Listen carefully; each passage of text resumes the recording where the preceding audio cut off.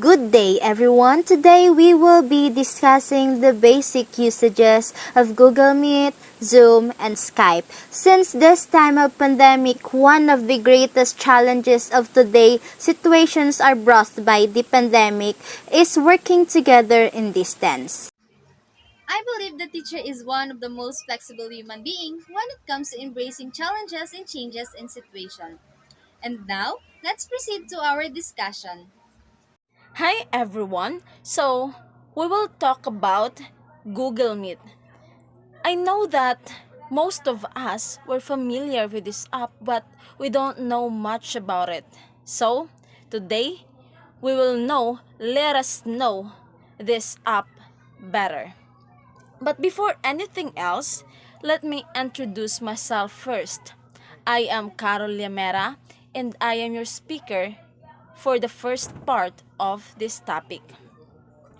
Okay, now let us begin. We all know that we are currently facing a pandemic, which is changes the daily lives or the daily living of everyone.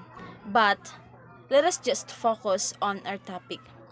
So, Google Meet is one of the ways to communicate with each other, especially right now.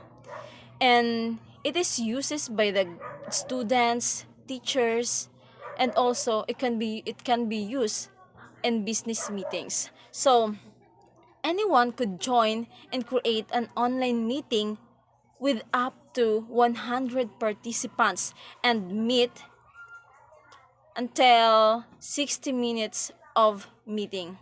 So, this kind of app is very, very relevant and important right now with a new system of academic.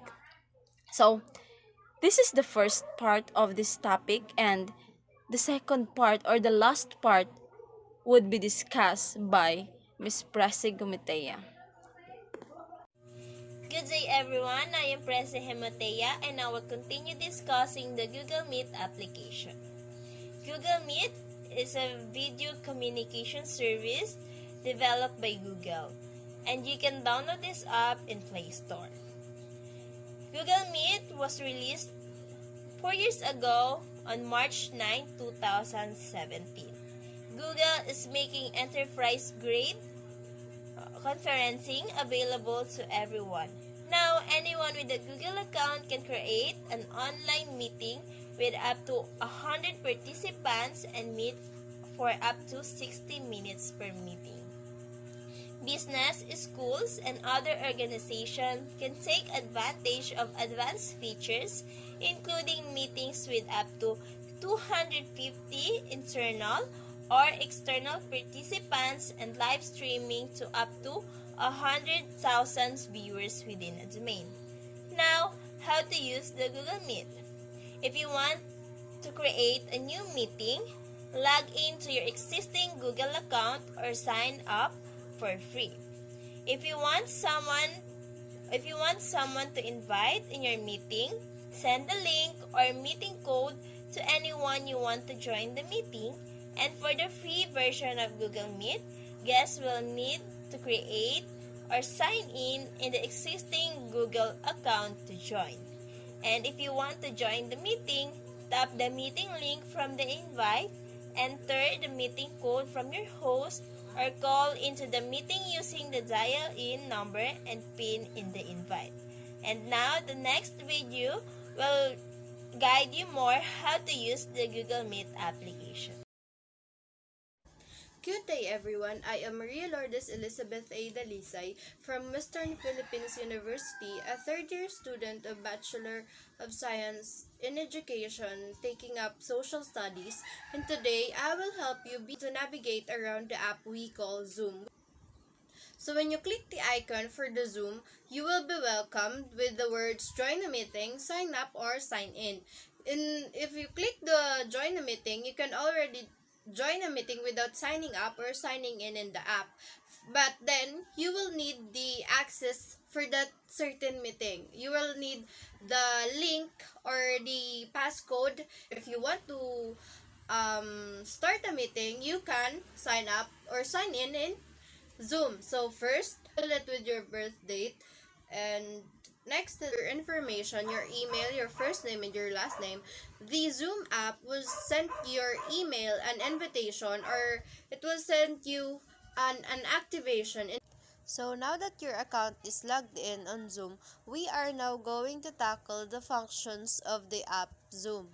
You will be able to see four icons, which is new meeting, join, schedule, or share screen. The new meeting, you can now start your own meeting and invite participants to join your meeting. And then you join is when you want to join a certain meeting with your friends, with your family, or for your school.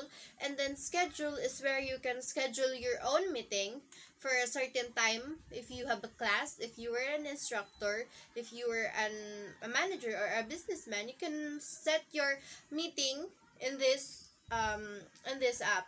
So second was the share screen, in which you can share your screen to your participants. Now, since you started a meeting, you can now mute or unmute, in which you will be able to be heard when you speak. And if you are not required to speak, you can turn it off back. The next icon next to the mute and unmute is the start video, in which it enables you to show yourself or to present yourself to everyone inside the meeting. So the next one is the participants. This is where you see the people you invited in that meeting. So participants in the Zoom can be maximized up to 100 person, but then there is a restriction, a 40-minute restriction to everyone inside the Zoom. So every 40 minutes, the Zoom will end. And next one is the more. So in security, chat, meeting activity, YouTube, and disconnect your audio, and also raise a hand and the few emojis under it. If you are driving and you want to be safe, you are going to swipe to your left, and if you swipe to your left, you will see the safe driving mode. Safe driving mode enables you to talk to the meeting while you were driving. So if you click the word Zoom in the upper part of this meeting, you will be able to see the important or the necessary informations during the meeting. You can see the passcode, the link, the name of the host, and the other crucial informations to that meeting. So the next one is the end, which is on the upper right and has a red button. So if you click it, be sure to end the meeting, or you can either choose to leave the meeting or end the meeting. Be sure to end the meeting. So this is where the video will end. Thank you for bearing with me, and I hope you learned something today with me as I help you to navigate around the app called Zoom. Again, have a nice day and have a very Merry Christmas and a Happy New Year. Good day, everyone. Today I'm gonna discuss about the different Skype etiquette. But first, let me share to you what is the meaning of Skype. It is a proprietary telecommunication application. It specializes in providing VoIP-based video telephony, video conferencing, and video calls. It has a lot the same with compared to Messenger. It also has an instant messaging file transfer, debit-based calls to landline, and mobile telephones and other features.